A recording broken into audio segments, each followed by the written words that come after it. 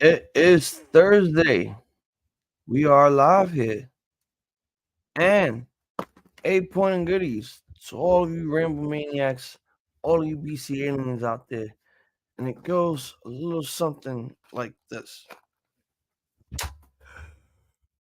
Ladies and gentlemen, boys and girls, children of all ages, the Ramblemania show proudly brings to you. I'm your former 11-time Ramblemania heavyweight champion, your then, now, and forever Ramblemania hardcore champion, your villainous live man himself, Hazel, the iZombie. Welcome back to another episode here, Total Nonstop Ramble on the Ramblemania show, where I sit here, react with some friends who will be jumping on later, and we ramble incoherently and watch some good bars and GOAT here for TNA Cross Line. Here's the lineup for tonight, though. This one is looking pretty interesting.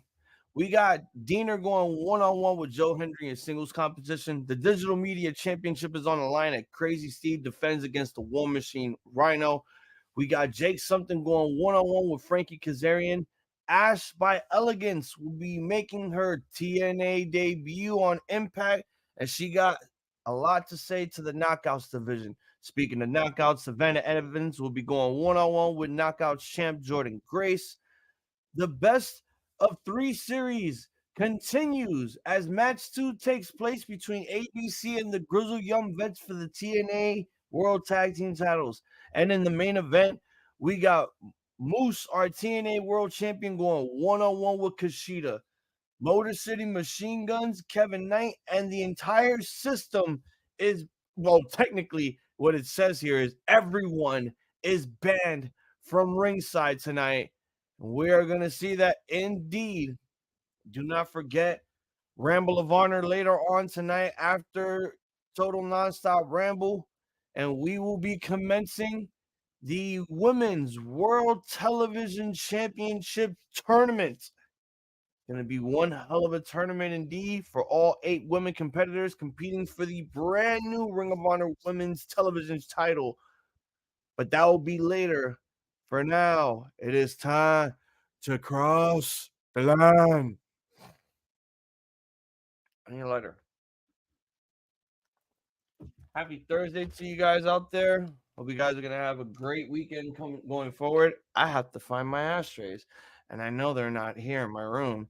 So I will be right back because I'm a loser.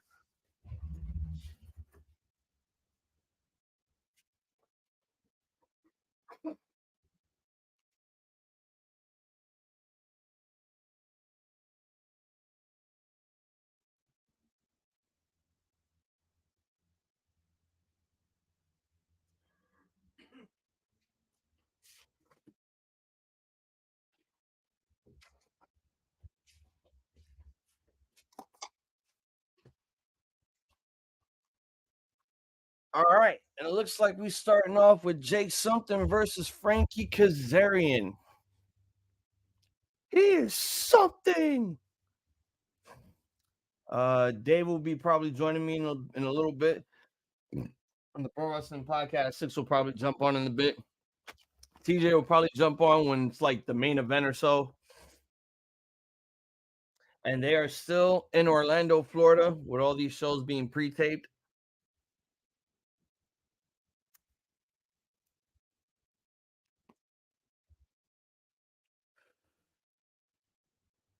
What we got in the chat? Robert, what's going on? Point and goodies, man. Thanks for joining the chat. Thanks for crossing the line. It's time for some TNA. TNA. TNA. Let's go. Sorry if I'm sounding a little mild. Wife's asleep, so she wakes up later, and then she'll probably go out. And when Ring of Honor comes, I'm going to be as loud as I can, enough to piss my neighbors off upstairs.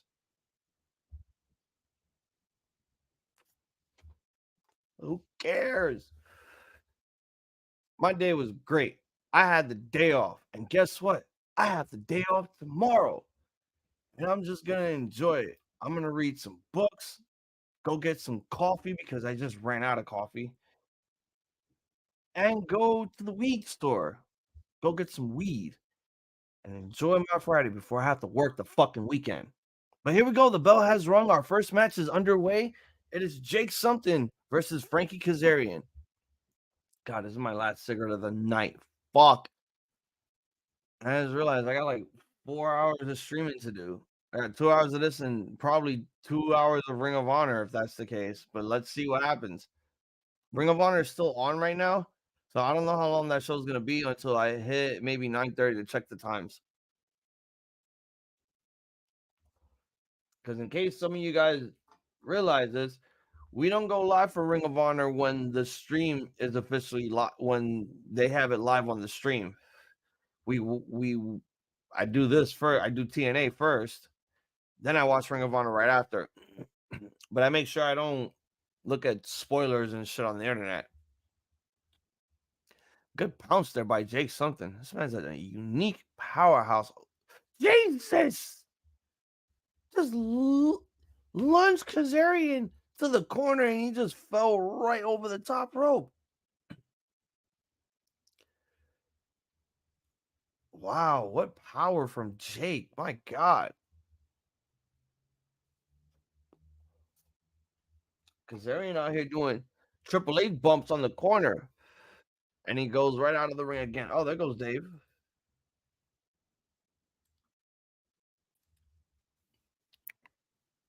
It's time to cross the line. Cross the line. Cross the line. Are you Show watching right me now? the way, huh? Are you watching? I'm about to turn it on right now. Oh, okay. Oh, you're gonna watch it on Access. That's gonna suck.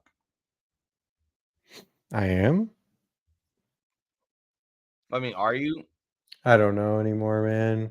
What is life? Uh, Tell me oh, what life is. Young Wolf finally saw that damn steel cage match that took place in New Japan. I know, right? That could be match of the year right there. Cross the line, dude. I'm going to send you something, Hazel, and I want to get your opinion on it. Okay. I'll take a look at this now then. Because it's Frankie Kazarian wrestling. I mean, not that he's a bad wrestler. Like, come on, let's be honest. Yeah, he just who cares? Kind of losing his touch. Sometimes I feel like the wrestlers that AEW loses, like it's not a bad thing that they're gone sometimes. Because there's a reason why they felt like underutilized, and it's because maybe they're just not that good. It's just like, I mean, they're good, but they're like, not. You know what it is? I think like the Young Bucks. Oh, hold on. What in the fuck is this? Are you serious? Yeah. Michigan M&Ms. Are they just blue M&Ms? I think they're just blue and yellow. Oh my God. I want to go to the state so bad and get some. How much you pay for that hoodie? Dude, $50, I think. Yeah, it was crazy expensive because it's Vegas, dude. You know how it is. I'm sure you've been to Vegas before. It's like your next door neighbor. Michigan M&Ms, bro. What in the fuck are they coming up with nowadays? They did that because they won the championship. It was a limited time. Yeah, Robert. NWA TNA was on the Head of State movie for like 15 seconds. It was like an Instagram reel.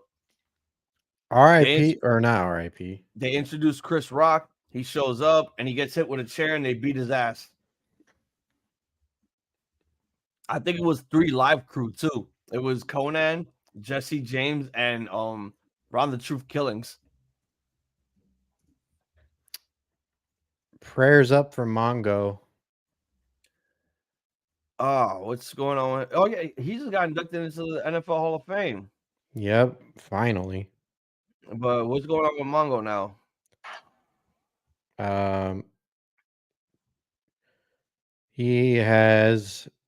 They said that he is going into the emergency room with suspected pneumonia. Oh shit. We will inform you as we have more updates. That's not good. No, He was already in a bad state. Well, thoughts and prayers go out to Steve Mongo McMichael and the McMichael family if he pulls through this. Now becoming an NFL Hall of Famer, former WCW wrestler, former horseman, which a lot of people never want to mention that. They don't want to relive the memories of McMichael as a horseman because it wasn't really that good. But you got to give the man his props because he's one of those football players that actually stuck around in the wrestling business. Other guys would have just, oh Jesus, what a forearm by Jake something. Plus, you always get that infamous "Here comes Mongo." Yeah, I was saying that when they announced him in the Hall of Fame, I'm like, wait, what? He's going in the Here comes Mongo. See, you landed in the wrong place then, because there's some other stores where merch is crazy cheap, and I don't know. I was in the Flamingo. That's where I was at. That's where I got this. That is true, Robert. He was also ringside for Lawrence Taylor versus Bam Bam main event WrestleMania 11. That was his only World Wrestling Federation appearance. And I think from then on is what gave him the idea to be a pro wrestler. Since he saw Lawrence Taylor do it, he's like, yeah, I could do it too. Oh, I have much respect for people who do it and actually have a good career out of it. Not just do it because it's like their last resort. Oh, yeah, I mean, those people that do it because they were a premier athlete, but then they blew their knee out and they're like, I guess I'll do wrestling. Yeah, and it's also that thing where it's like, you have those football players that just have a very, very bad reputation. It's like they don't want to use them in the sport anymore. And the last thing that they have to resort to is pro wrestling because they'll at least make money off of that due to their name and recognition. And they rarely do anything. A prime example of that is Pac-Man Jones. And they're the most uncharismatic. They have no personality. Yeah. None. It's just you got the look and that's it. But you lack character, you lack personality, you lack charisma, you have no showmanship. All you have is a look.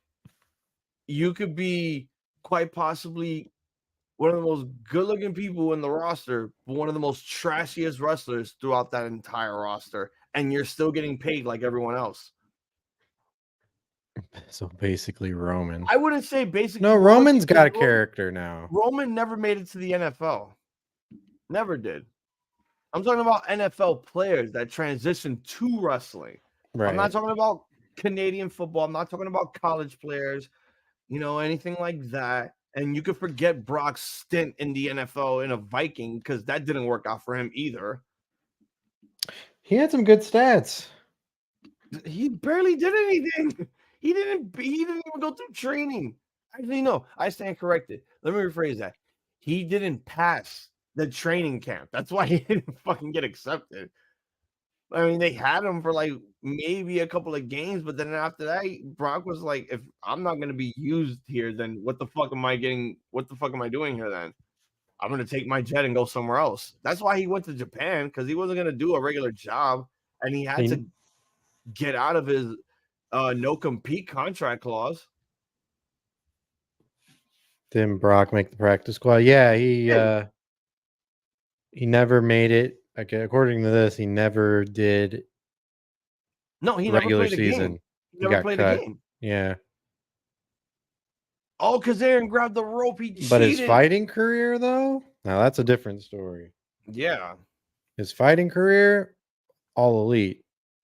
No, I mean, yeah, we could say that, despite the fact that some of those fights, had to be I don't want to say fixed, but they had to be resolved due to the fact that Brock was under some sort of substance that it was illegal in UFC, but he was still kicking ass. There's what's my name? Something. Did you see the bot shooting star on Jeff? It wasn't.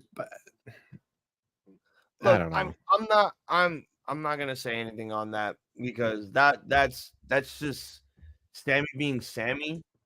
Accidents happen, but I know where everyone's coming from with this, saying that how unsafe he is. Like, look, I'm gonna say it again. Accidents happen. That incident between him and Matt Hardy when he fell off the scaffolding and his head smack dab hit the concrete. Accident. You know who was really at fault there? AEW for letting the match continue.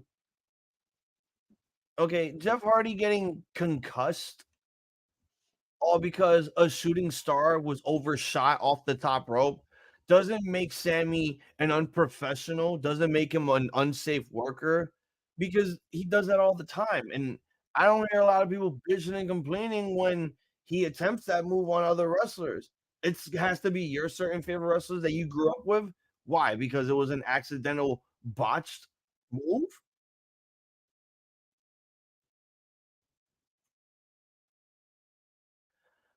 I think they just try to find every single excuse to just sit on a wrestler's work ethic because they're not the type of style that they see in WWE where it's safe and choreographed. But accidents happen there. Times. Look at how many times That's fucking what I'm trying to say too. Ridge Holland, like, everywhere. It's just like, geez, dude. You try to control yourself. You try to control your knees where your knees are gonna go when you're doing a literal backflip in the air. Like, come on, man. Like, look, Young Wolf, I saw the posts on the chat, and I somewhat agreed with what this dude said about Sammy. Now, the shooting, yo, you are literally taking that far out of line. I found out the information that took place with the Kansas City shooting at the Super Bowl ceremony and shit. That's kind of fucked up.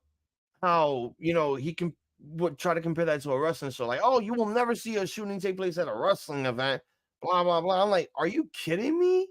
Like, I didn't get that statement at all, and I feel like maybe he was trying to push some boundaries on people and trying to get viral likes and hate off of it. He did it for the purpose of his own sensationalism. It was baiting. Yeah, that's all it is. And it's like, yeah, it triggered me, and it didn't mean I have to go on his page and say something.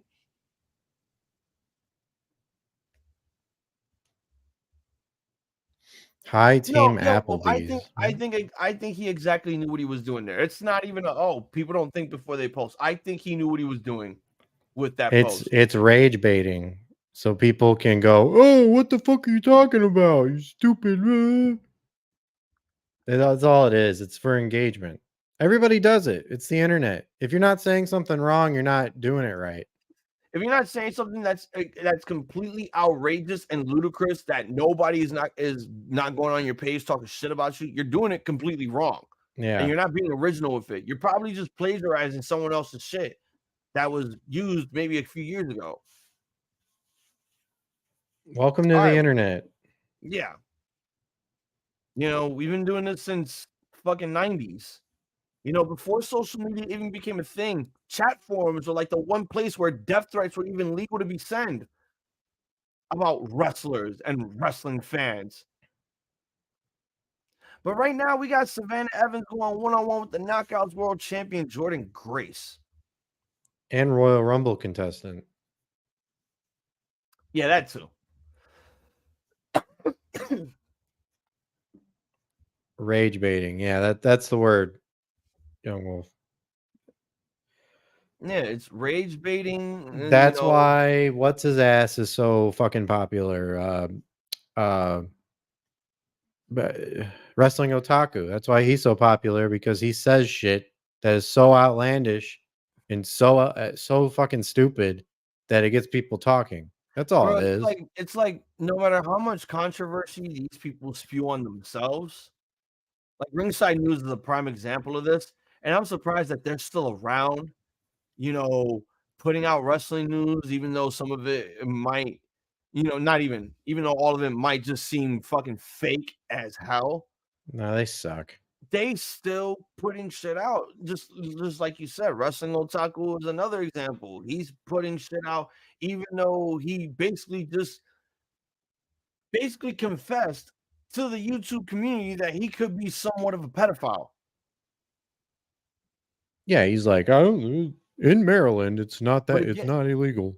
But again, shut up.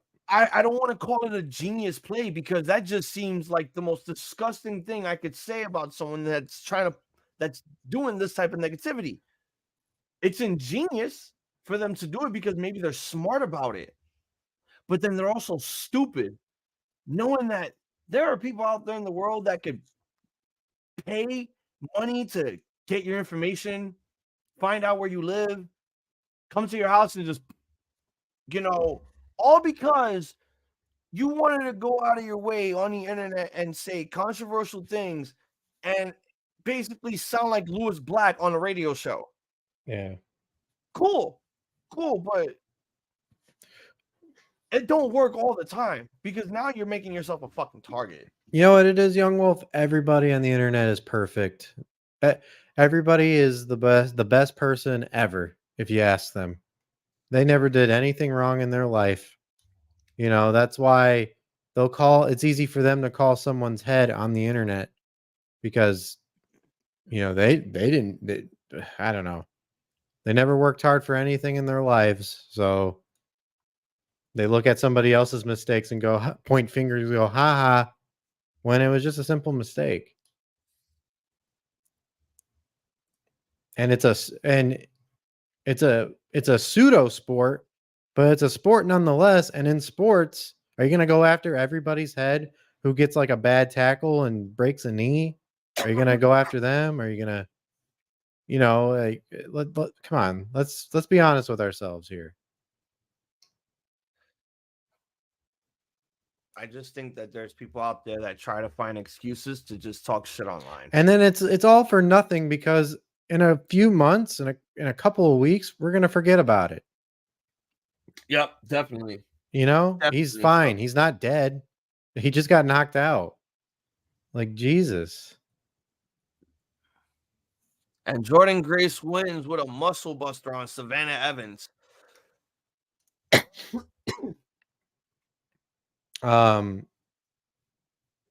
Giselle, I don't know if this is like before the firing. Yeah, because apparently she fired Jay Vidal and Savannah Evans. So I'm guessing maybe this night might be the firing. Yep, there it is. Well, then she's with Scott D'Amore. Well, yeah. You know what I mean? Yeah, I heard not fans, wrestlers wrote to Scott. Yeah. Yeah, I was reading that long ass letter and I'm like, yeah, I think they made an honest mistake by letting him go. Yeah, we all now the news is coming out that Scott D'Amore knew about his firing and all that shit, that it was coming very soon. But it shocked most of the TNA roster there because they're like, holy shit, what the fuck? Why is Scott gone?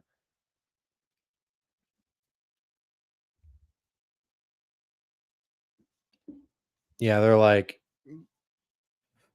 the letter stated like Scott D'Amore was a wrestling guy. He was perfect for this job. Yeah. And then even Jeff Jarrett went on and he was like, yeah, this new guy that runs TNA, he's not a wrestling guy. He don't get it. But to be fair, Nick Khan doesn't know anything about wrestling. He's just a business guy. Yeah, and that's what the position that he has is for. It's just to make business with other, sponsorships with WWE. Yeah. I do believe Nick Khan knows wrestling, but he doesn't know a lot about it.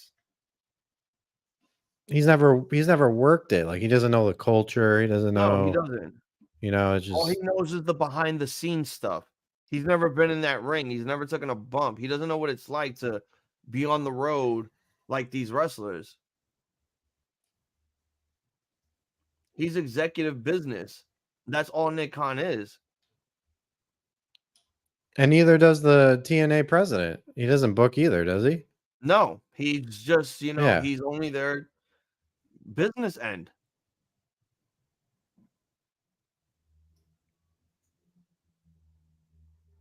And then and then you got, Tony Khan, which he's 4 years deep into the actual business. He's never ran a business before, a wrestling business before, but he seems to get it. That's because he has business experience in two sports, being football and football. With that experience, you bring it into wrestling, and he's a wrestling fan on top of that. He went to Ring of Honor shows. He went to ECW shows growing up. So he knows a lot about wrestling, but not too much.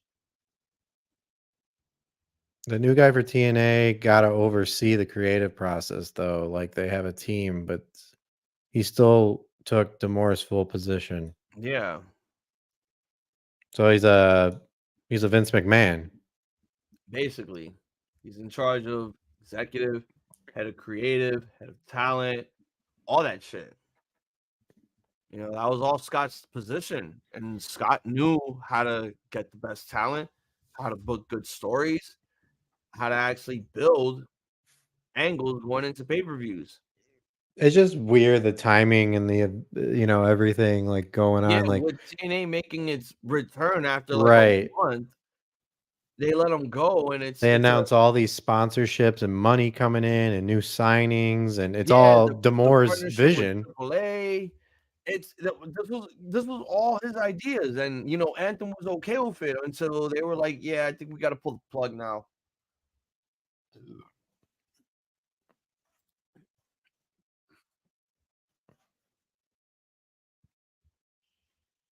Yeah, that's what I was saying. Like, he's not a trust fund kid. Like, his father is like the richest billionaire ever, with running Fulham, the Jaguars. With his son right next to him, it's like he helped him out with some of that too, and he gave him a piece of the pie. And look at him; he's running both sports companies in the U.S. and the U.K. And again, Tony Khan has wrestling experience. The fact that he used to go to shows and watch wrestling. Right, he was a fan, but that doesn't mean he knows how to book a show. But he does it fairly well for somebody. I mean, if he's been winning Booker of the Year multiple times, then I think he knows what he's doing. It's just no, I'm not saying that. I think he knows what he's doing, but I'm just saying, like, Triple H has been in it his whole fucking life. Vince McMahon has been in it his whole fucking life. Yeah, but when you've been in it for that long, than Vince has, your brain cells start to die when you start thinking of more creative ideas that you think might be good, but then you have to rehash something that you did in the past. Right, you lose touch in this generation. You lose touch very quickly, and that's what everyone's been saying about Vince McMahon for the past 20 years since the Ruthless Aggression era. My nigga, you lost touch. What are you doing?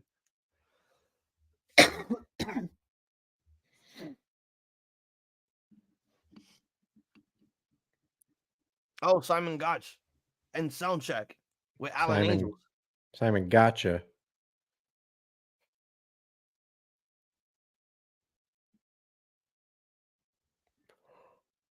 Wow, Simon Gotch is crossing the line. Tantalizing Mick, morning goodies to you. Thank you for joining the chat.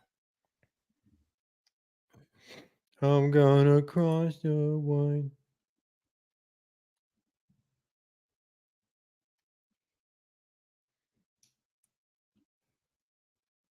Yeah, what's up, Tantalizing Mick?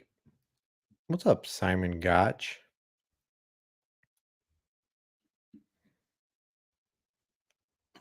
The mustache still looking good. You still talking shit about Enzo?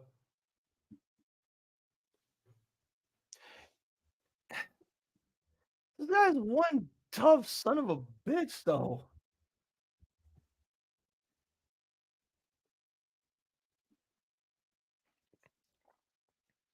Oh, he mentioned Scott D'Amore. I did subscribe. Hey, you got a new subscriber. Thank you for the subscription. Please follow us on Twitch and on YouTube as well, and on Facebook.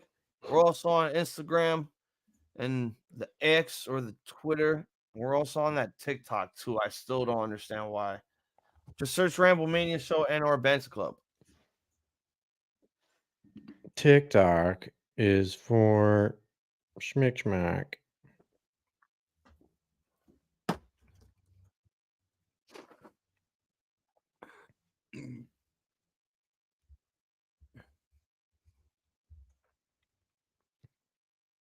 It's my destiny.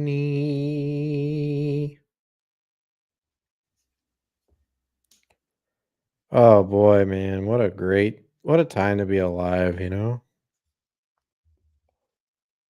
Yeah. Yo, that Texas death match last night was really good. It was good. 'Twas good, man. I'm not gonna lie. Like at first they were going really slow with it, and I'm like, they're dying out a bit. You're losing me here. And then it started to get interesting.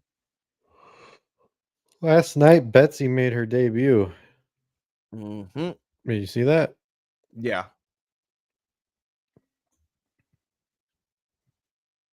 Shout out to Betsy. Yeah, I'm still trying to like stay away from streaming on Wednesdays now. I need to take a break. Yeah, you stream this is where's this from? Oh, Destiny Wrestling. Put their channel out there. Who? Mine? What? I don't know what he's talking about. Happy 70th birthday to the creator of The Simpsons. He's 70? Jesus. God damn. Matt Groening's 70? I thought he was like 40. No, I mean, The Simpsons have been around since like the late 80s. So the fact that this guy... oh my God. Oh my God. That's what I'm saying, dude. 70 years old and you're still creating The Simpsons. I feel like he's gonna do this until he dies. And it's like once he's gone, there'll be no more Simpsons. Also, he just now got Futurama back too. He did that too. He brought back Futurama, and I watched that whole new season. I loved it. It's like, oh my God, nothing's changed. But yet, everyone still says The Simpsons suck. Even after 32, 33 seasons? I don't know.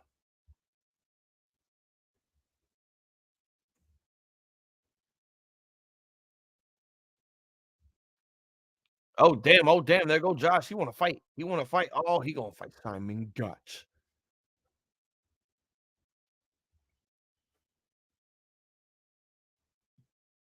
Yeah, The Simpsons ain't going nowhere. You right, TJ. They treat the SpongeBob like garbage. The minute the creator died, he's like, yo, no spinoffs. And they did a shit ton of spinoffs. It's match 2 of the best of 3 series as the Grizzled Young Vets take on the ABC.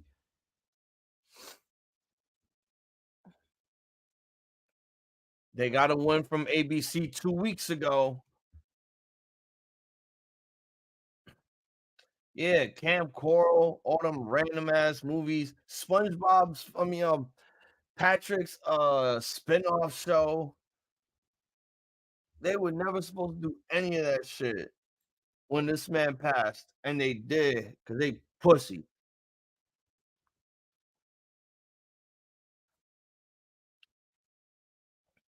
Bullet Club.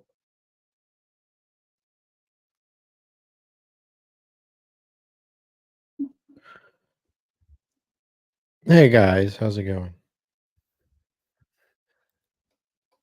Buddy R, reporting good to see you. Thanks for joining the chat. Not gonna lie, his football commentary is pretty good though. Actually, wow, that isn't something they weren't doing sooner. Who football commentary? What? SpongeBob and Patrick.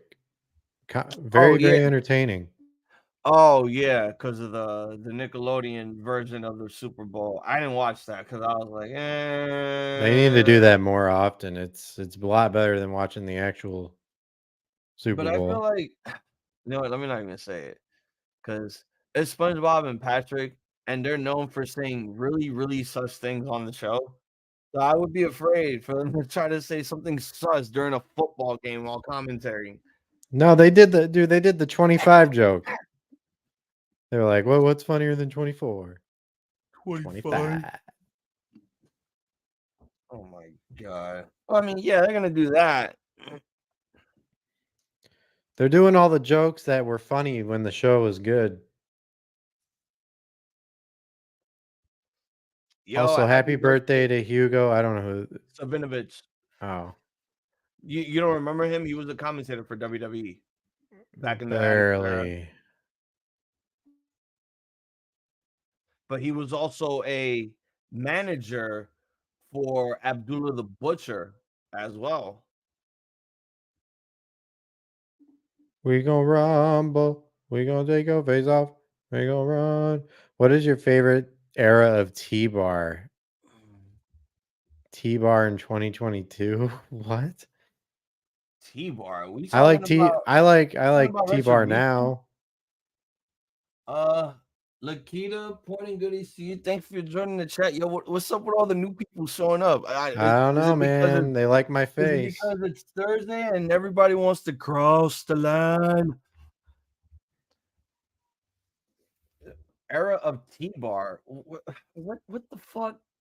Why are we talking about retribution? Are we talking? Wait, is this Dijak we're talking about? Yeah. I mean, I like his Ring of Honor era. He was badass in Ring of Honor. Oh, nice double team there by ABC. How are we not getting full Super Bowl broadcasts on Nick every year? The 90s. Oh my god. Yeah, I think we should have been doing that. But who would have been doing the commentary in the 90s for Nickelodeon? What? You think you'd have, I don't know, Mike O'Malley from Nickelodeon Guts and Rocco from Rocco's Modern Life do commentary for a Super Bowl? If they would have done that at Nickelodeon's peak, they could have changed every year. They could have had a new show, like a different theme Super Bowl for every show. That would have been dope. All right, Young Wolf, you can firmly grasp this. All right. That would have been dope. They would have had, SpongeBob one year, Rocco's Modern Life the next. I can just imagine it. Kurt Fogg and Doug Funny commentating Super Bowl 31. Oh, that would have been just as boring as the actual show.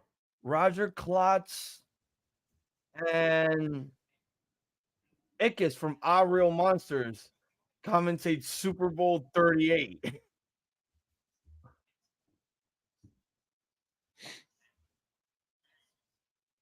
Yeah, I'm just saying, like, different themes would have gone crazy. Oh, I got it. The kids from Are You Afraid of the Dark and Chris from Kenan and Kel commentating Super Bowl 58. Oh my god, Kenan and Kel. Maybe they could do that now. Just Chris from Rigby's, not Kenan and Kel. Just the dude Chris from the show Kenan and Kel.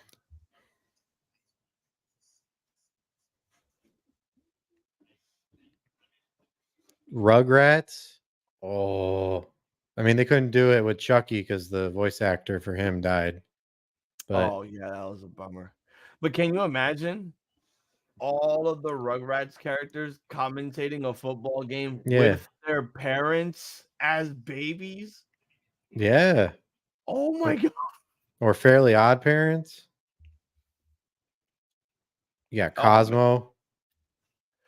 Oh my god, Cosmo and Wanda doing Super Bowl commentary with Mr. Crocker. Oh. He's gonna Fairy Godparents. Fairies. He's gonna say that throughout the whole game. He'll just do fumble. Fairies. Touchdown.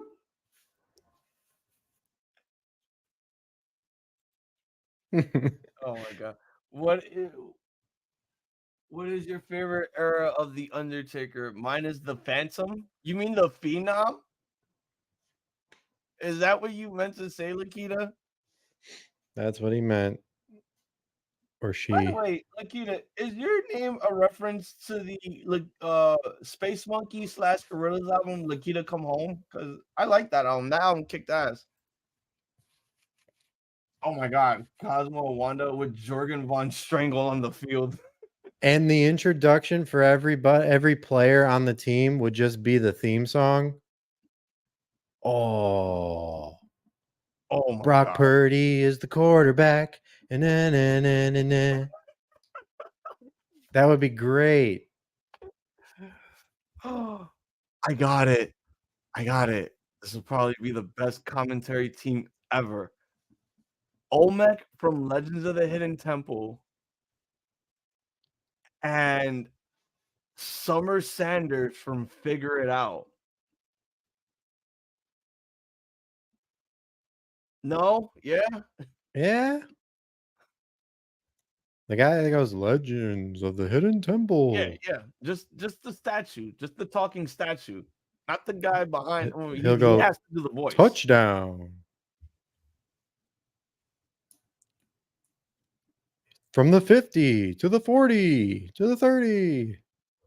To enter the shrine of the silver monkey. Field goal. Good. That would have been hilarious. Yeah. Okay, but Lakita, my favorite era of the Undertaker will have to be the one that he still uses today. Like a regular. I would have said American Badass, but the last thing that I needed from American Badass was Undertaker talking in his normal voice. I feel like we just lost the oomph of what he represented himself as a gimmick as. Him coming back after the American Badass was the best. That was his best run. Brock Lesnar is not coming back, Lakita. He did a bad thing, I think. I don't know. Nobody really knows, but he's definitely out. And plus, why would Brock want the Intercontinental Championship? That's beneath him. Anything that's not the World Heavyweight or the Undisputed Universal title is beneath Brock. He spits on those titles, makes it irrelevant the second he wins it. His podcast, Undertaker. Podcast Undertaker is actually he's really fun to listen to. Because he gives you stories that is like, one time I taped my wrist up because I said I was gonna fight Shawn Michaels, and he knew right then and there he done fucked up if he crossed the line with me. That's what we used to do. We used to give each other receipts. You fuck up in the ring, I get to hit you in the head with a chair. Back then, when I go to the locker rooms, I see guys with guns and knives and guys doing cocaine. I go to the locker room now, it's just a bunch of guys doing viral dancing, playing video games, and that pisses me off because nobody there is men. They're all pussies. Dog, the last time I watched TNA with you, wasn't this the fucking match that we saw? This was the main event. This was 2 weeks ago. It was Union 6 that saw this. Why are we running this back again? Because it's a feud? It's the best of 3 series, and yes. Oh, that's right. That's why I said this is match number 2. The third match is going to take place at the No Surrender pay-per-view. That's why they're giving them that bi-weekly gap. Because I thought last week, okay, we're getting another best of 3 series, right? We're going to run it back. And then that's when I saw the little shit that they did with Ace Austin. I'm like, oh, okay, I see what they're doing here. So clearly, the team that lost a couple weeks ago is going to win this one. Yeah, ABC is going to win this one, make it 1-1. Then we got No Surrender on the 23rd, which is going to be the final match. One of them, either ABC will retain their belts or Grizzled Young Vets are going to win them. Or could be the other way around. Grizzled Young Vets might just win this tonight. There goes Chris Bey. There's the hot tag. ABC 1, 2, 3.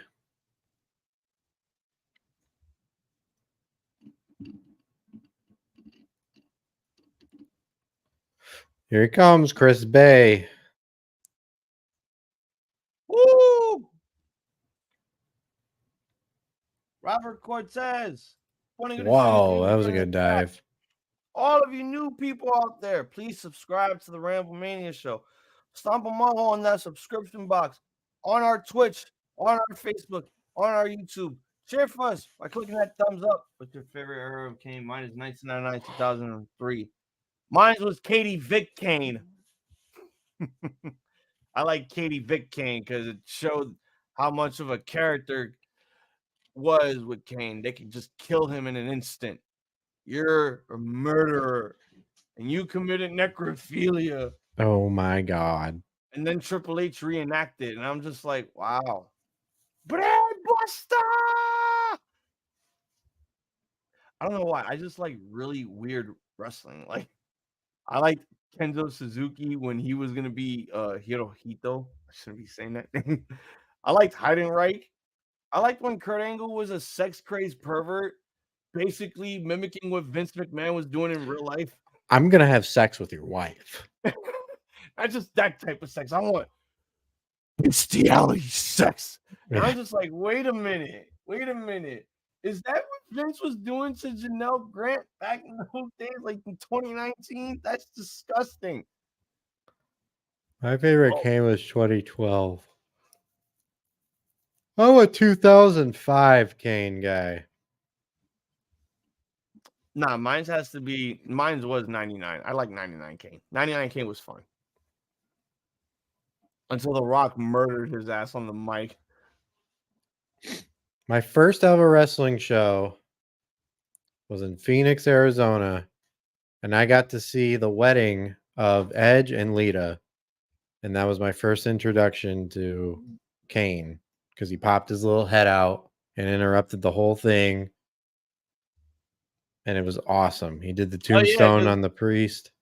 I forgot because Kane's angle was he allegedly raped and got Lita pregnant and shit. Yeah. This is the whole thing with Matt Hardy, and then that wedding happened, and then he popped up and I don't know, dragged Edge to hell or something. What the fuck was Vince? No, he got away. What is your Latika? What? It's Latika. What is your favorite era of Randy Orton? I don't know, really. I'll tell you what. I don't know what my favorite era is, but I do know that his old theme song is better than his current one. I can tell you this much. My favorite Orton era is every match that he didn't have with John Cena in it.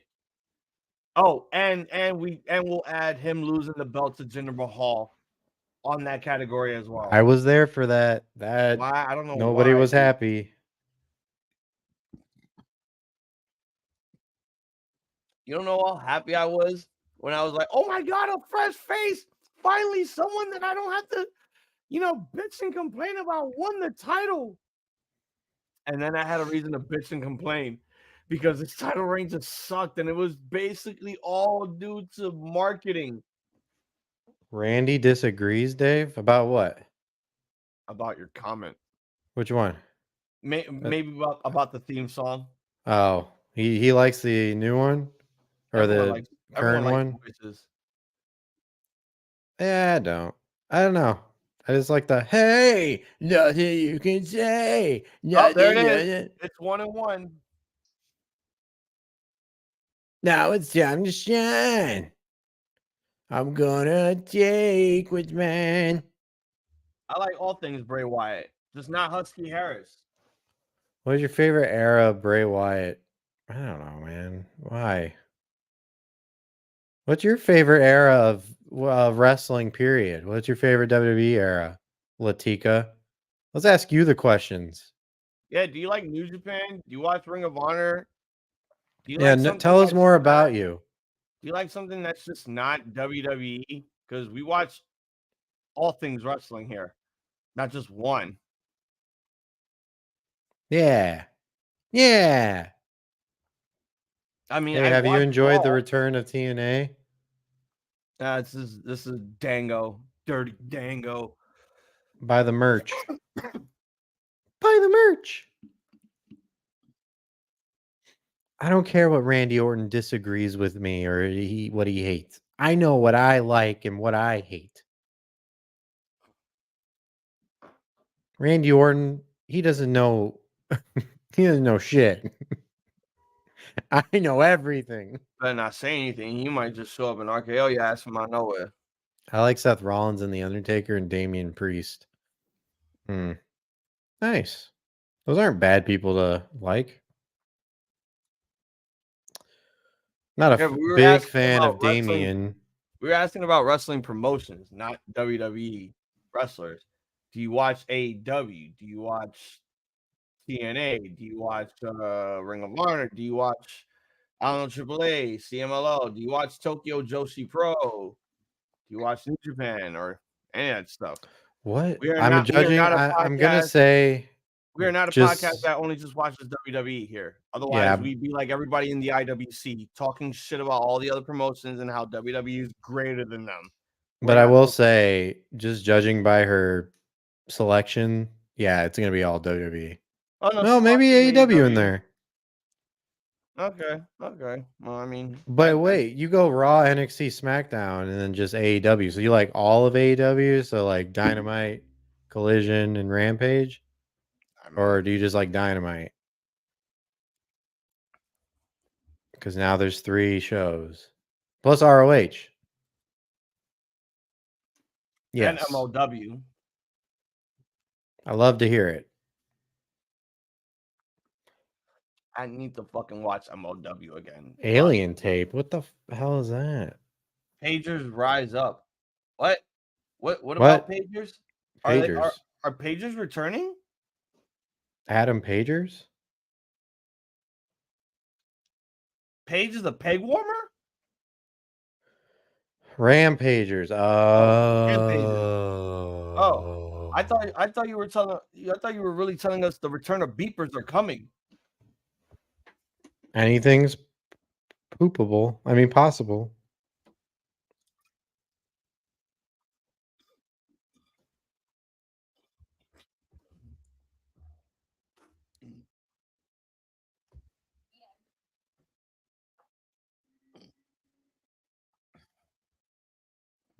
Credit card debt, whatever.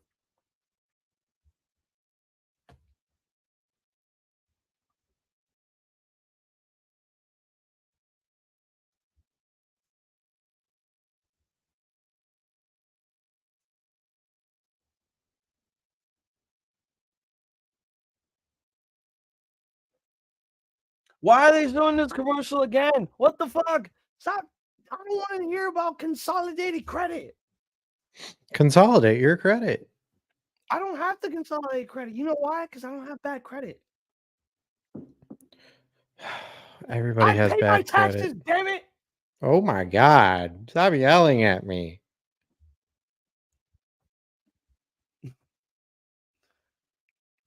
Oh, great. Oh, but even worse. Forge of Empires. All right. Luckily, this is still the first hour. It's the second hour that I'm worried about. It's the first hour that I'm worried about. No, I'm worried about the second hour. Because once those commercials come back, all we're going to see is a bunch of chicks talking dirty on phones.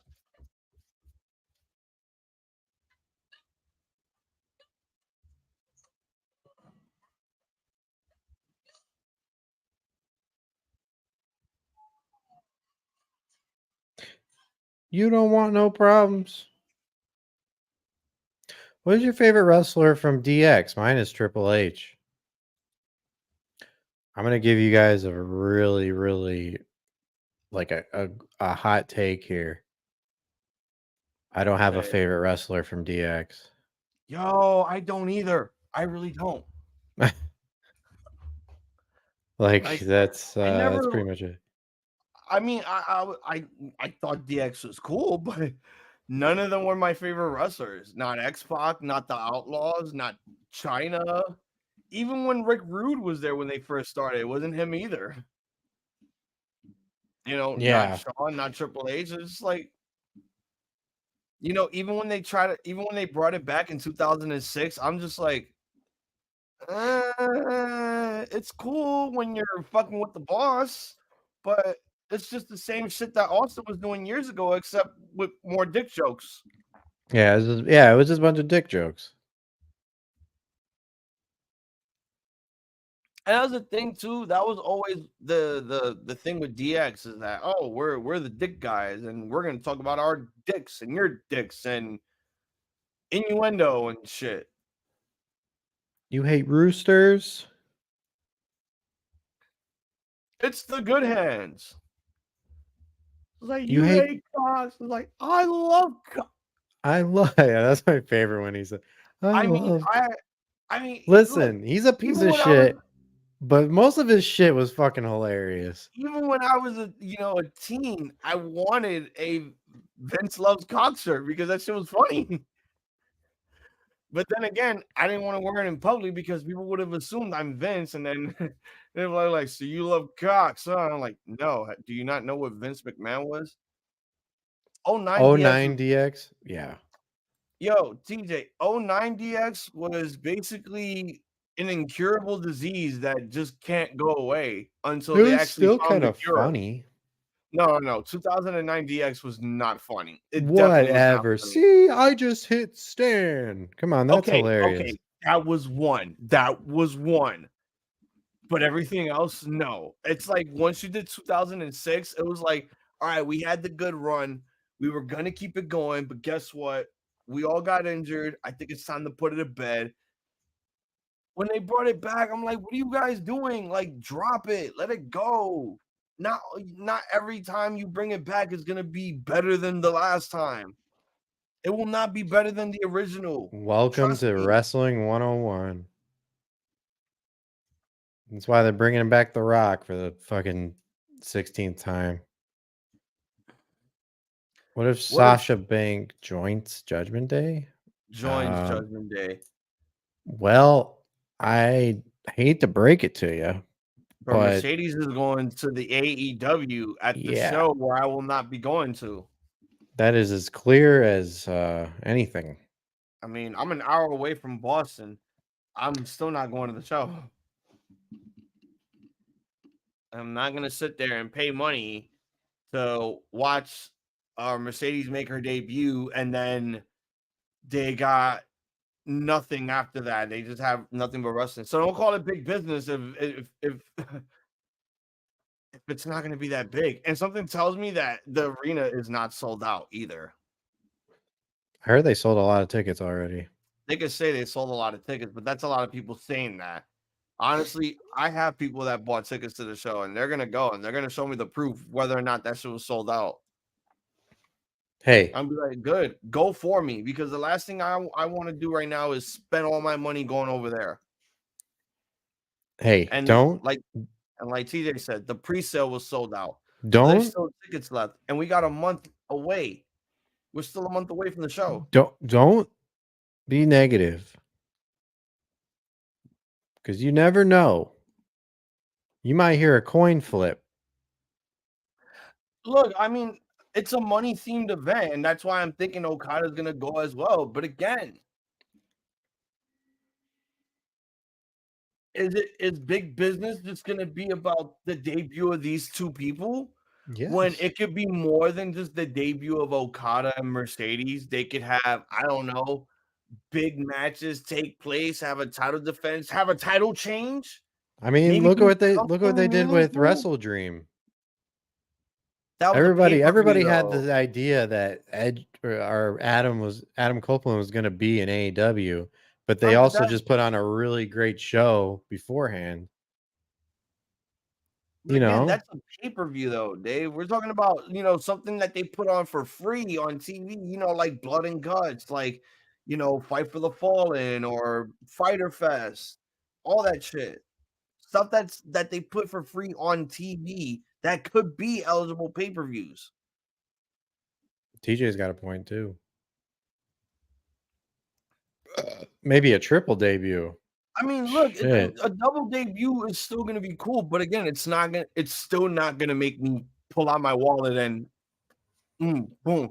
Look, I went to Blood and Guts. I got Kota Ibushi. I think that's more than enough.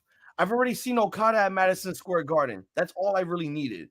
The last thing I need right now is to see him actually make a debut in the TD Garden. What if you get Julia?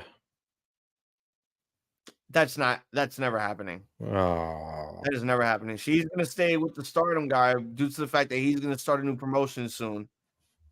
Oh, what is your favorite WWE match of all time? Mine is The Undertaker versus AJ Styles. So the Boneyard match, the cinematic match during COVID? She might be a new fan. Well, I mean, new fan or not, at least she's admitting that it's her favorite match of all time. She could have said something like, "My favorite match was Melina versus Alicia Fox."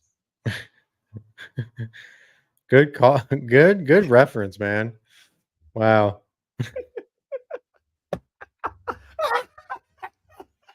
Good reference. Diva search. Let's see. My favorite match.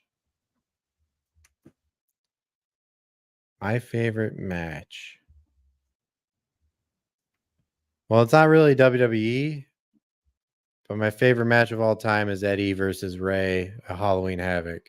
Oh, that's everyone's favorite match of all time. That's a match that everyone that grew up watching WCW relived the Monday Night Wars. That's a match that someone will put in their top 10 favorite 90s pay-per-view matches of all time.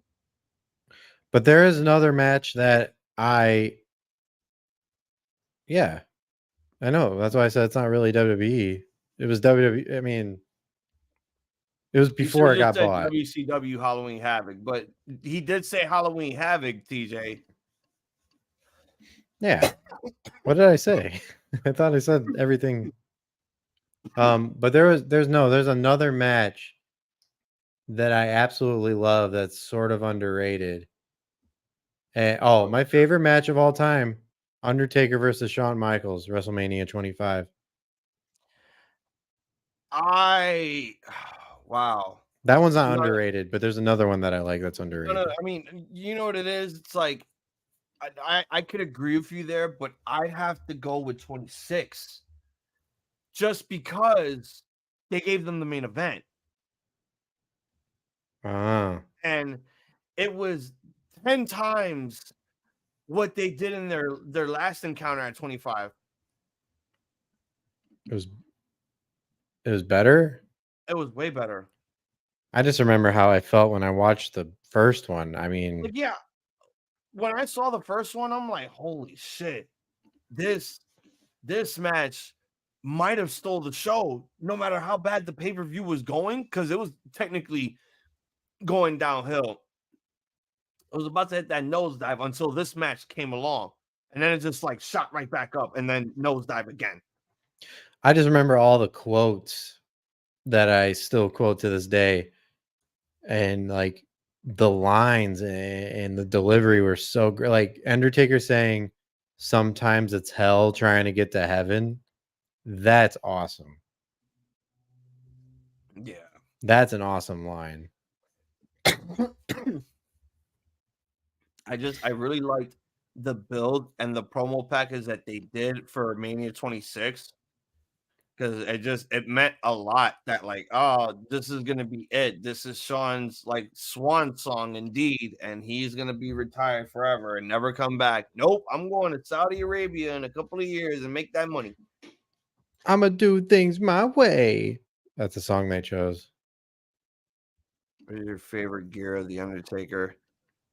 Mine is the purple gear. I mean, he always wore black and purple in his outfit. Kind of wore the same shit. Like, there's really no favorite gear to me. There's not really like no favorite gear unless you're talking about his original base form where he had like the gray and purple on like his boots and his gloves. It still felt the same. Even the badass stuff, it was still just him, but with a bandana around his head. Yeah, and MMA gloves.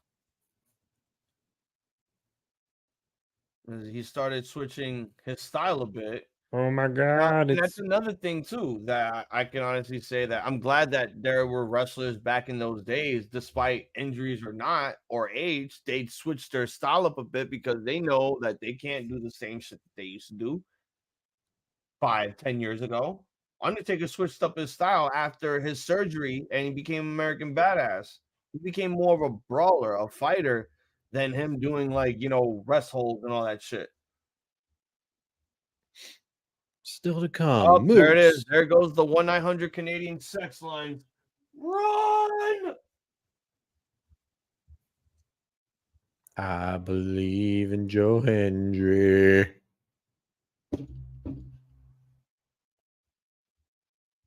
No, it's not. That shit is not free to try. You are charging motherfuckers $10 a minute. Vancouver and Toronto. Mm-hmm. I believe in iZombie.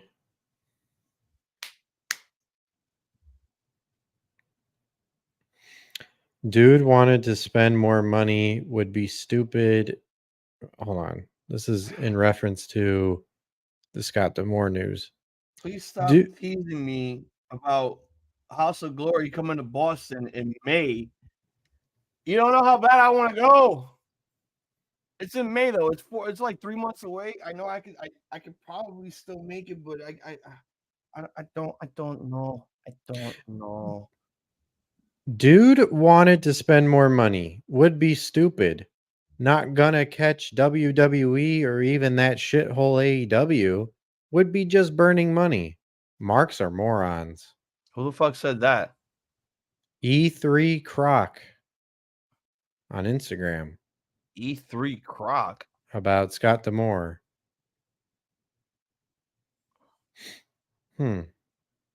Somebody maybe should go punch him in the face then, right? I want to check this guy out real quick. Oh, he's a Clemson fan. Okay, that makes sense. So he's an idiot. All right. What does that even mean? He's a Clemson Tigers fan, so he's a moron. Oh, so a college football team that you don't like or something? Yeah. Oh, that makes sense.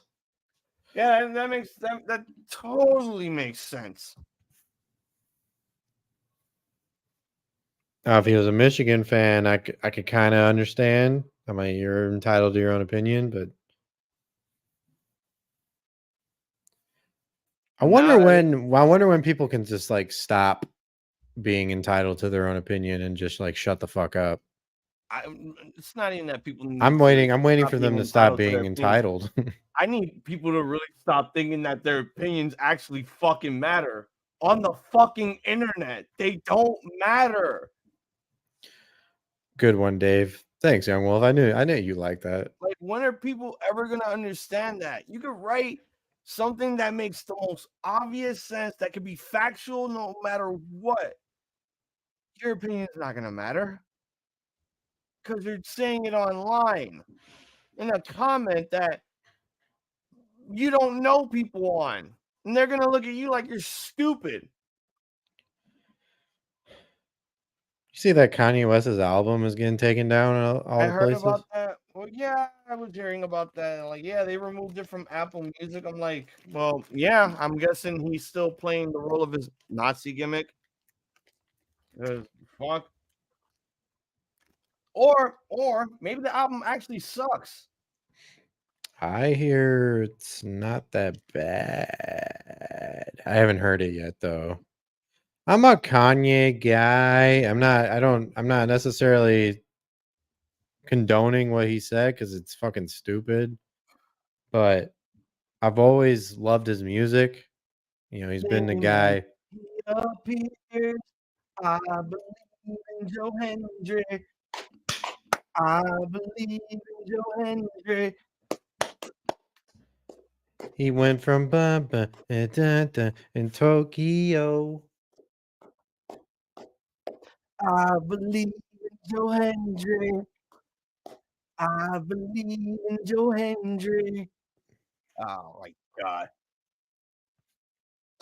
Oh, What are you getting mad about? You. Why? What? What? What's happening? Oh, yes. Let's go.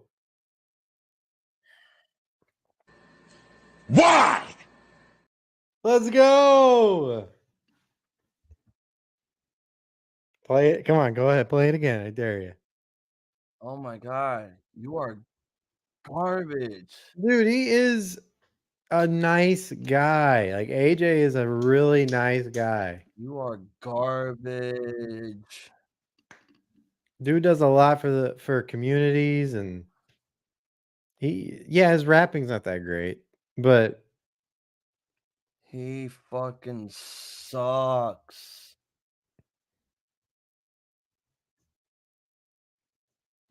You know what will make me respect him? If he gets away from my fucking television. I'm happy he's got a place to go and do his thing after he got fired twice. After you got fired twice, I think you shouldn't be hired anywhere else after that. You got fired twice by What's one of the wrong with biggest him? companies in the world. What did he do to you? He did It's nothing. not what he did to me. It's just in general, I don't like him as a character. I don't like his gimmick. I don't like his persona. I don't like his wrestling. He fucking sucks. You need to. I have nothing but the utmost disrespect for this man. Oh my god. But you have to know. You have to. Oh man. He's on that category next to Eva Marie. To me. No. Garbage person, garbage wrestler, garbage rapper. He's not a garbage person. Yes, he is. To me, he is.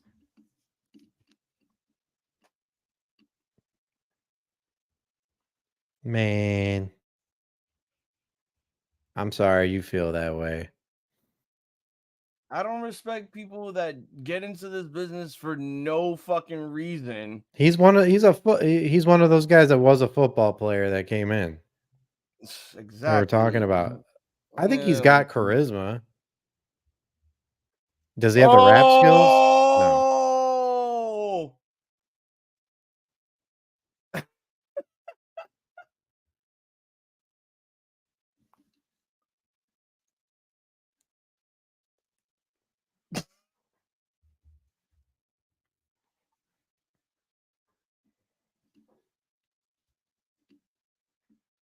Wow, what's happening? Oh my god. Oh my god. Is he rapping now? Yes. He's dissing this fat fuck. It shouldn't really be saying banned from diving. It's banned from wrestling. That's such an original joke.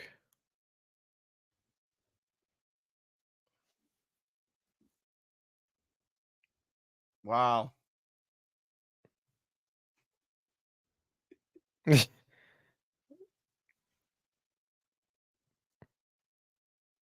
Wow, Steve is getting cheered. This is kind of funny. Wow, AJ, they like their friend Steve more than they like you. This is a prime example of why you should never be in wrestling. Because your boy Steve is more over than you. I don't even know who the fuck that is. How is he more Apparently over? His best friend. Because the crowd is chanting for Steve. Oh, are you going to cry? You're going to cry, little bitch? Go eat your fucking Cheez-Its, you piece of shit. He's trying not to laugh. What is your favorite WWE pick 5 theme songs? Oh, I can't. Not right now.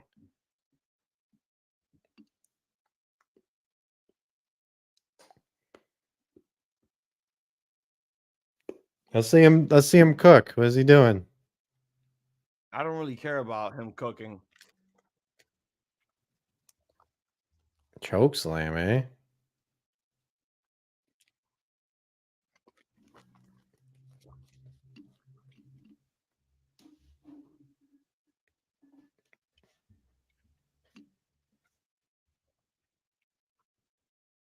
I swear to God, you better not be joining this man.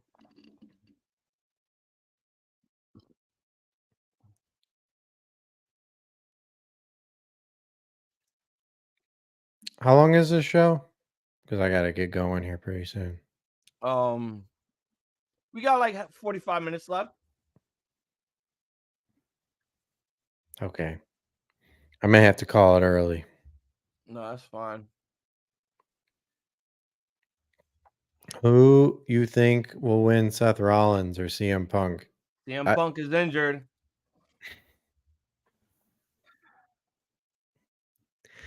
The fact that they gave that piece of shit airtime pisses me off. Oh my God, dude, I don't it's get my thoughts okay. on this fucking show. He's just breathing. He's just living life, doing his thing, getting a paycheck. He's fine. Shouldn't even getting. I've seen worse people. I don't know, man. There's worse people out there that deserve that hate. Yeah, and he's in that category.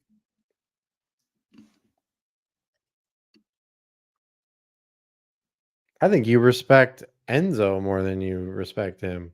No, I actually don't respect Enzo, despite the fact that he was basically innocent from everything that he did, that he was so-called accused of. I still don't respect him either. He's another one that's like, you're a piece of trash, dude. You need to hate Vince McMahon like this. Like, yeah, he had good personality, he had good mic skills, but none of that was gonna save you. What is your favorite gear of Damian Priest? I'm not a big Damian Priest guy, so I don't have the qualifications to answer that. I mean, all of it again. Let's see, all of his gear is the same, just with different colors. You could have just said the white gear that he was wearing in Puerto Rico against Bad Bunny. It's still the same gear, because we all know what it looks like. All right, ladies and gentlemen, that's gonna be it for me. Hazel, thank you for having me on, dude. Sorry I had to cut it early, but no, it's all good. I gotta get out of here. Hope everyone has a good night. Bye bye. You take it easy, man. Sweet. Backhand style. And then there was one.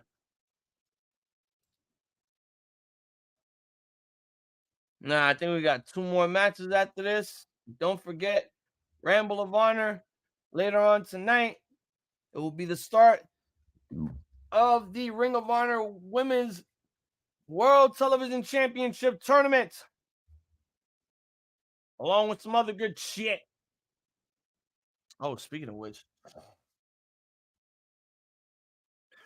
let me see. ¿Dónde tú estás? Is this it? No. Tony bit.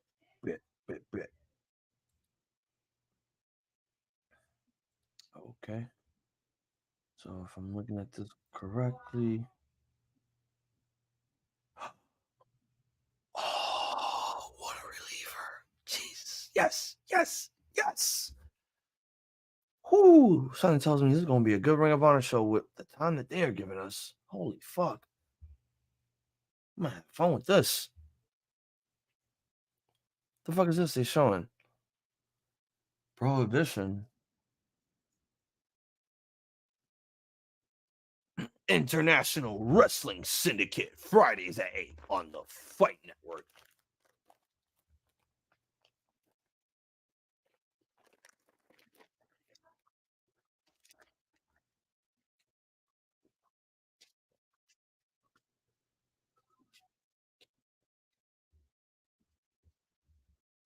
Oh, they're showing footage of Nick Nemeth in Puerto Rico wrestling Carlos Colon's promotion, the World Wrestling Council. Oh, there goes Primo there.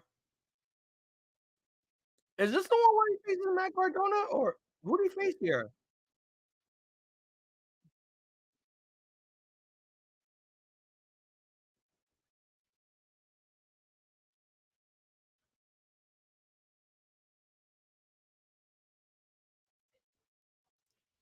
Well, there's the Rascals and Nick Nemeth backstage. They about to be interviewed.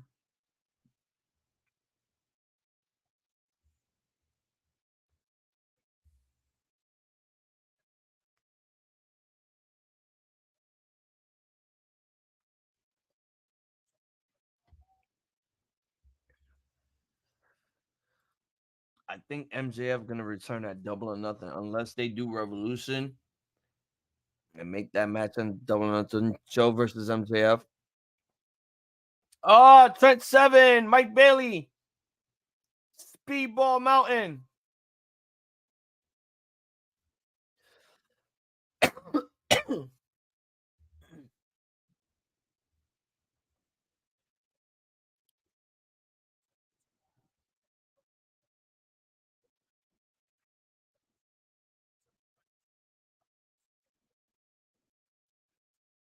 Oh, Macklin versus Seven. Let's go. Let's fucking go.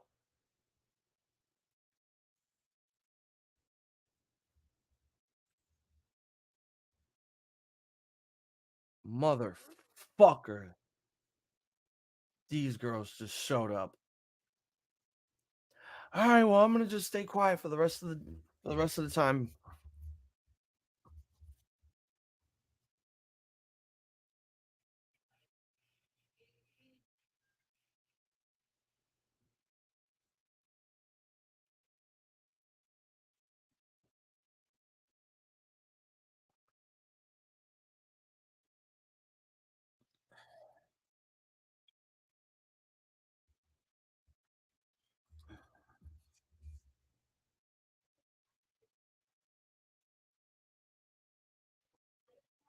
What in the hell? First of all, how can you do a 1, 2, 3,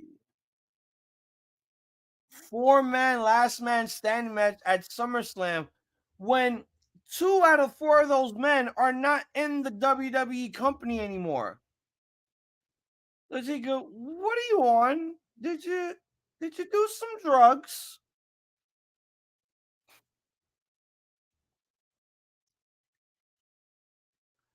All right, so Killer Kelly will be going one-on-one with Danny Luna.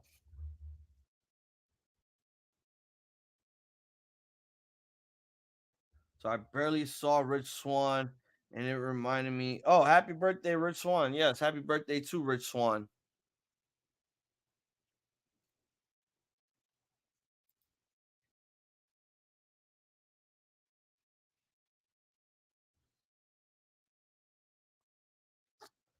Don't remind me.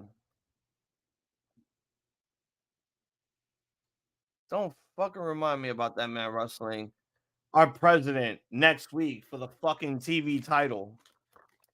At this point, I hope he loses.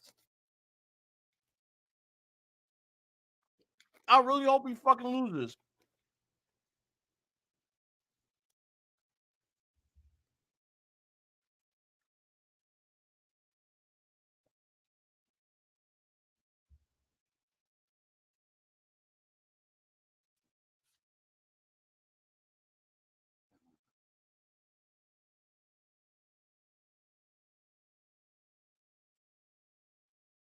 Oh.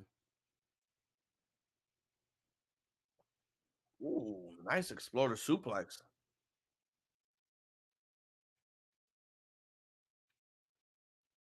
Damn. Danny Luna got a... Yeah.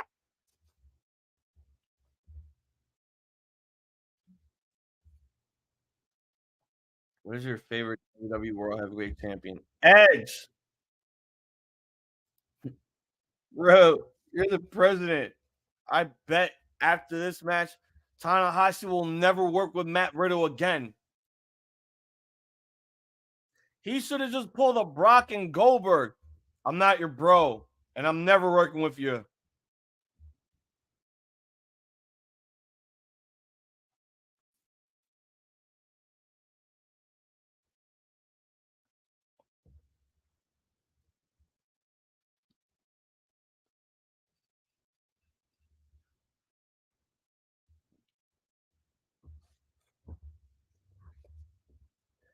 Philadelphia, March 22nd, 23rd. Impact Wrestling. I mean, TNA. Oh, Rebellion, April 20th in Las Vegas. Again, Butterfly. Oh, Counters Angels Wings. Lariat by Danny. Fireman's Carry. Oh, you like squatting. I like that. Oh, drop kick right to the knees. Sends Killer Kelly down.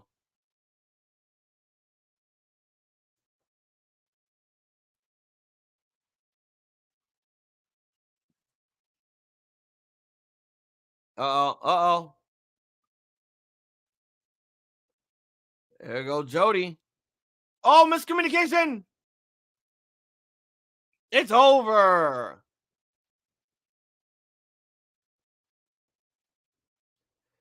Danny Luna beats Killer Kelly due to miscommunication and a surprise roll-up.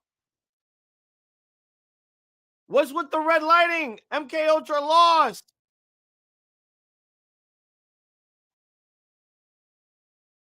Oh. Yeah, beat them up. Beat them up.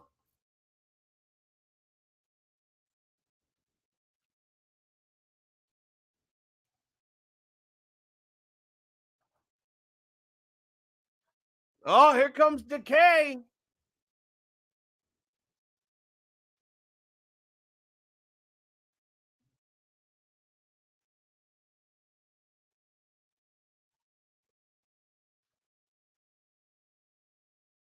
All right.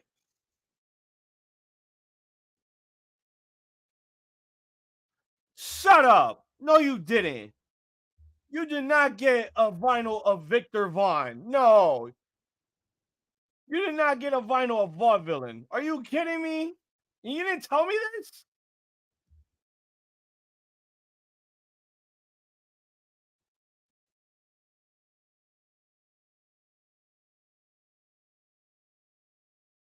I need proof.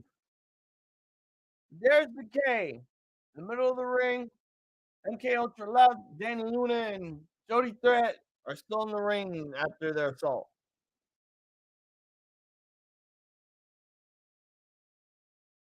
But coming up, our main event, Moose, KUSHIDA, everybody banned from ringside.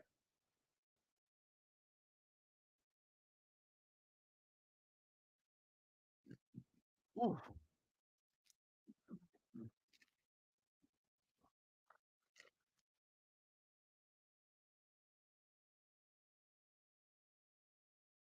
What the fuck? Yeah, I want that. I need to get me a vinyl. That's what I need. I think I need to start getting vinyls. I need a record player.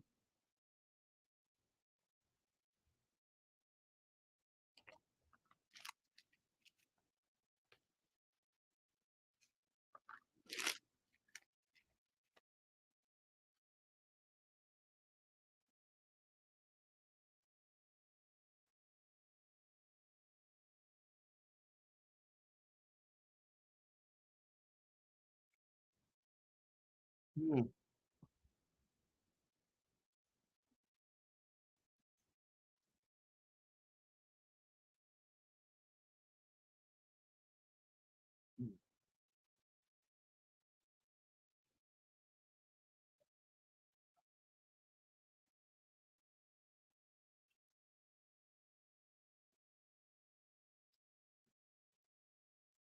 Man, expensive or not, I will buy some fucking vinyl again. I just need a record player. I had one since Colorado. I swear, Colorado really got me back to collecting vinyls.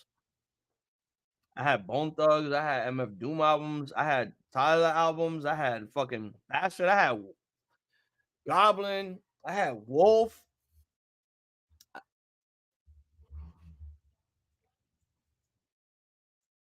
And I used to go to mom and pop record shops, the ones that, you know, will give you fair prices for their vinyls and shit.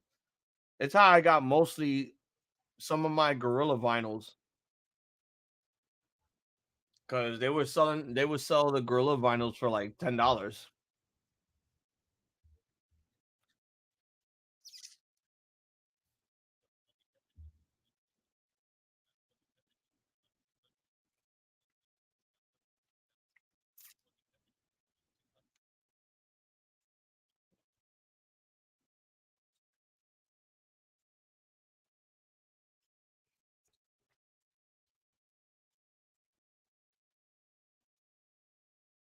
They definitely gotta chill. They're doing a bit too much. Guys, I'll be right back. Give me 1 sec.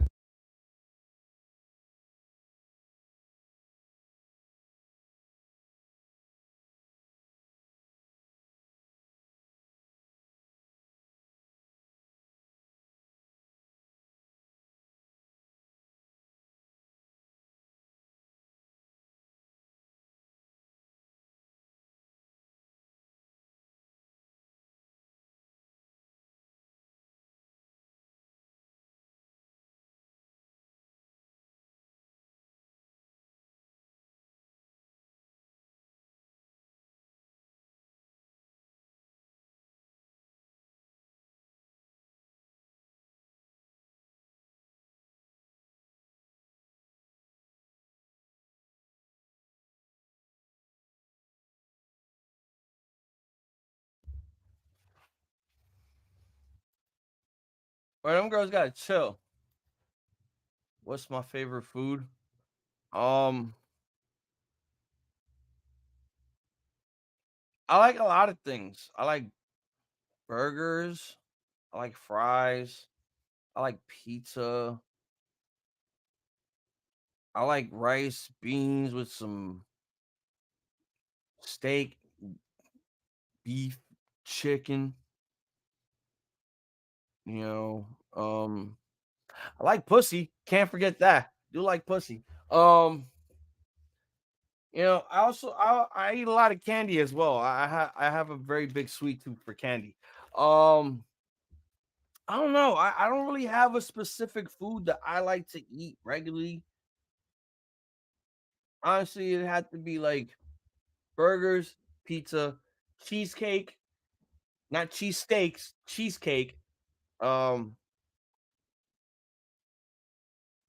I don't Chinese food, depending on what. I'm not. I like chocolate, but I'm not. I'm not that big of a chocolate person. But I'd have to say anything with peanut butter on it.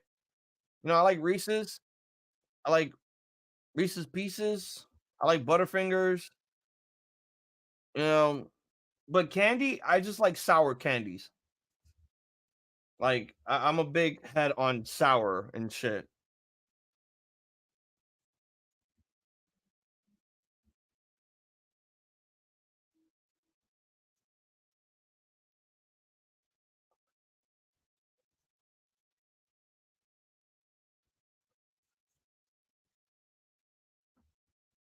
Oh, no surrender rules.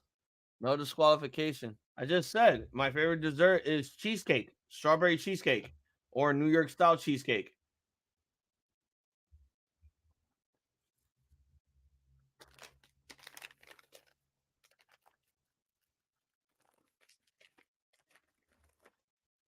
Fuck, get out of there. There we go. That's a lot. All right, time for the main event. It's KUSHIDA, Moose. Everyone in TNA is banned from ringside.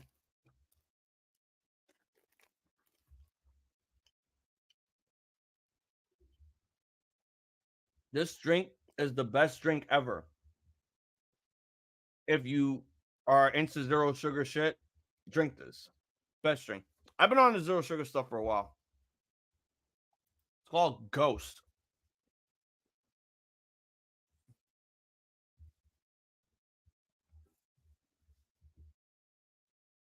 Yo, where's this nigga at, son?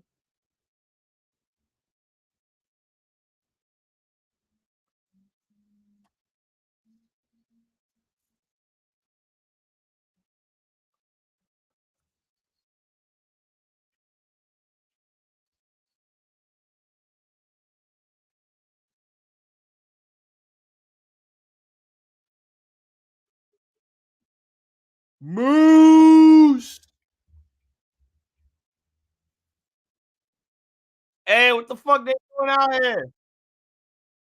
Go away.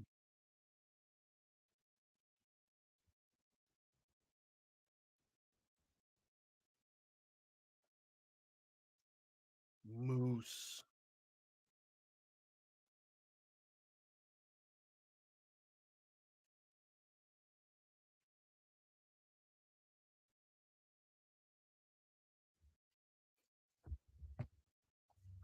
Luna beat Kelly. Killer Kelly might be doing a bit too much the way she was. Oh, God, no. I don't want to hear about that.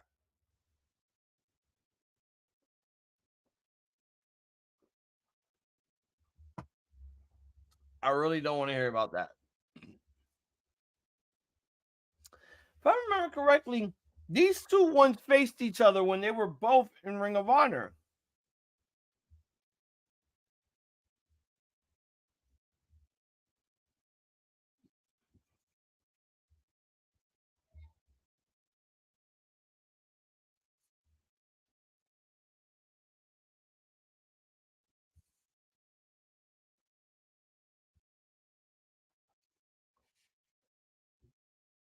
Oh, goes over the top rope.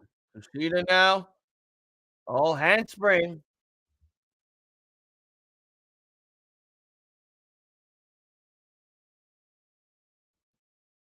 Going up and over. Oh, no. They said it. This is the first time ever. Okay. Oh!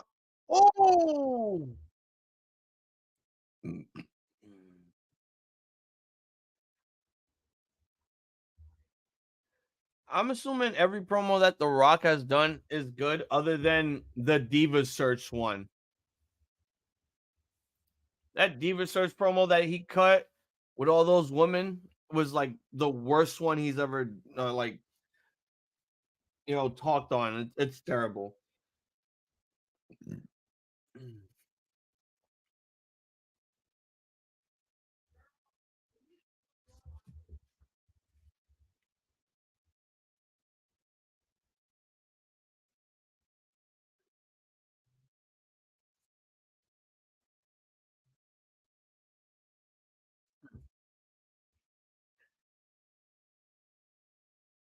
So NBA on TNT is an indie, and I don't know where the studio is at in indie, but it sounds quiet as fuck. What? You're saying that it's in Indiana? I don't what? Huh? What? What are you talking about?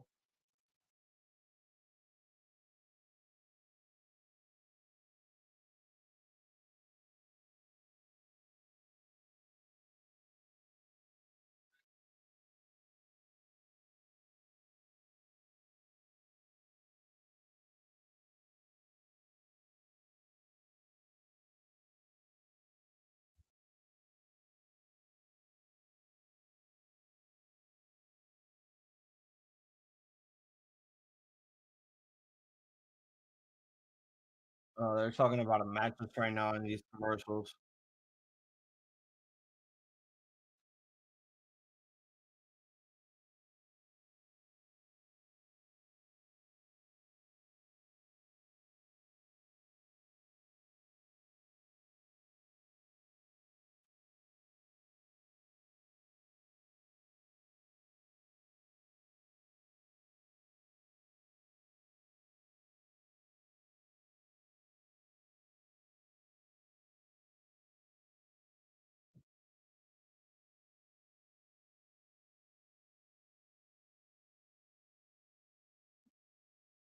Because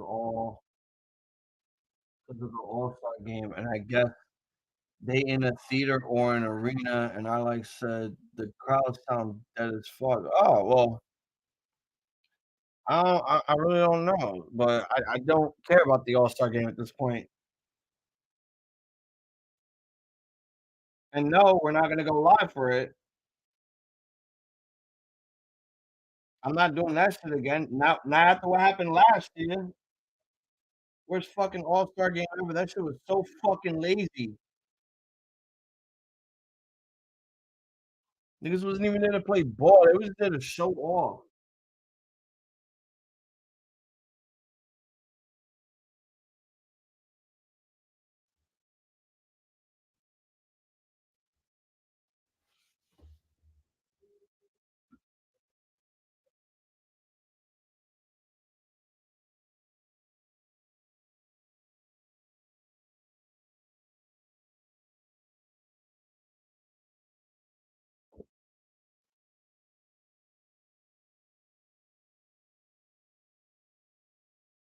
No surrender. That is next Friday, February 23rd. I don't know if I'll be going live for that.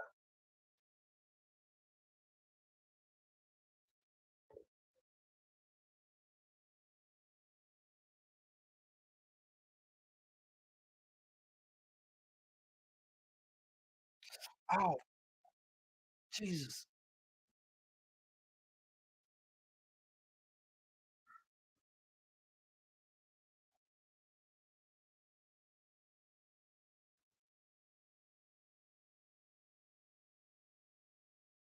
I don't have a favorite Seth Rollins gear because I'm not a Seth Rollins fan. I was once, but then that died out years ago. So I wouldn't really say I have a favorite outfit of Seth.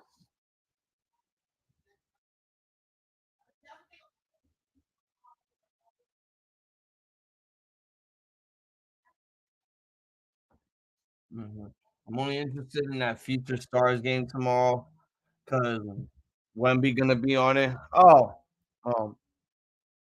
cool. So wait, so what's gonna happen with Rampage tomorrow?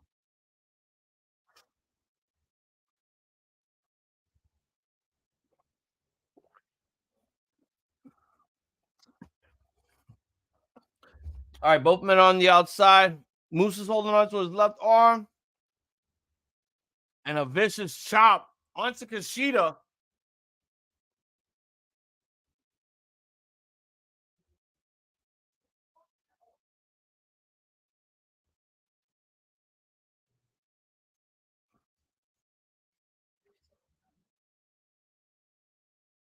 Oh!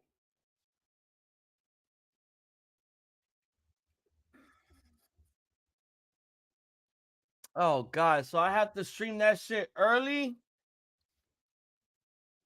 Matter of fact, nah. I'm still going to do it at 10 o'clock. I'm not going to do that shit at fucking whatever time they're going to go live for it. That's a little bit too much for me. But then again, I got to work the weekend. So if I actually want to just get it over with, I might as well just get it over with.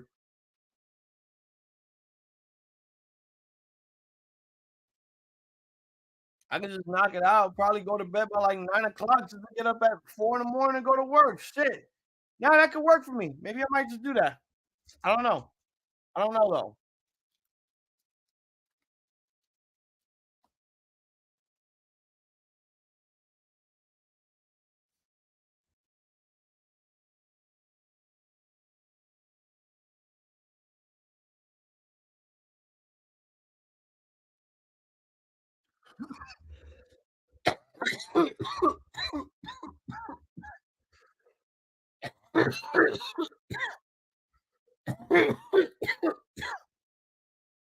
Arm. Oh shit. Oh, I'm high.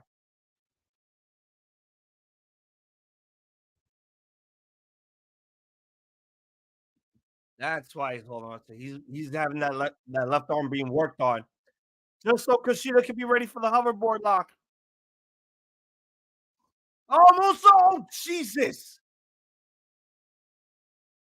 Oh. Oh, nice. Hoverboard. It's not locked in though. Oh, the strength of Moose. He's fighting back. Oh, it's locked in. It's locked in.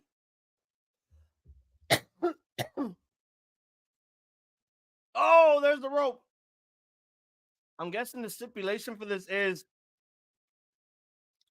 someone throws in the white towel for their teammate to lose the match. So Moose got trust issues.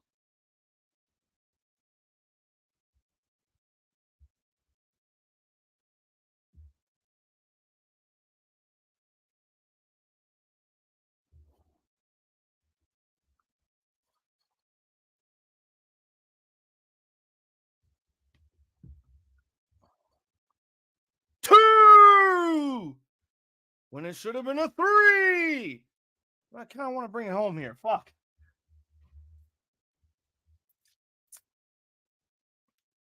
Oh, he's gonna kick his fucking head in. Don't kick his chest. Kick his head. Kick his fucking head in. Oh, man. I want you versus Danielson. I want KUSHIDA versus Danielson. 1-on-1. Oh, and a drop kick back to the left elbow. Oh, big boot. Right by Moose. Oh, taking spear. Moves out of the way. Shote!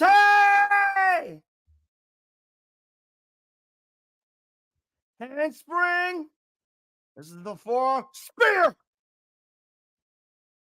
Here's the cover. Oh, there is pinfalls. 1, 2. It's over.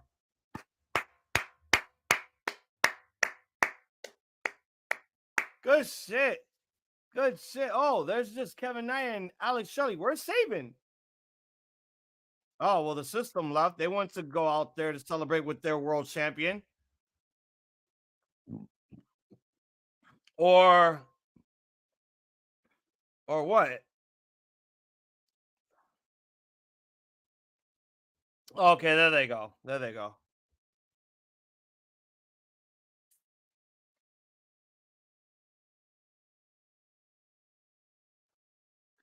This was a good match. This is a very good match.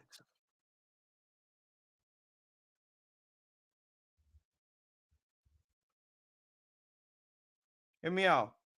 KUSHIDA versus that little shit. Yeah, let's get KUSHIDA on to Ring of Honor. Bring KUSHIDA back to Ring of Honor. Let him win the pure title. I really enjoyed KUSHIDA's run with the television title when he held it. But, yo, with the pure title coming back, I think KUSHIDA will be the perfect fit for the pure division. Uh-oh. And Alicia Edwards getting her receipt from KUSHIDA. Slap right across the face.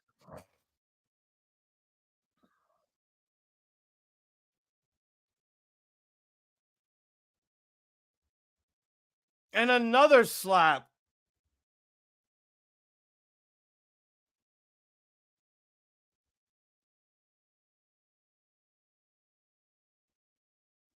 And the system now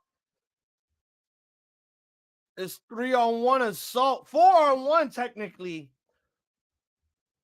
On the time split. Oh, there goes Kevin. There goes Alex. But the numbers game still. Oh, no. It's even. It's even. System did have a head start when they gained up on KUSHIDA. But now it's evened out. Oh, they can hoverboard on Eddie Edwards.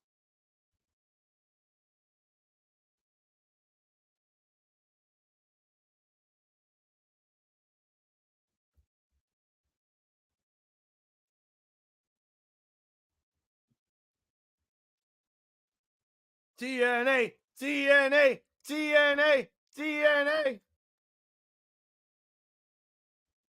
The battle lines have been drawn. And the system are retreating. Oh, my God.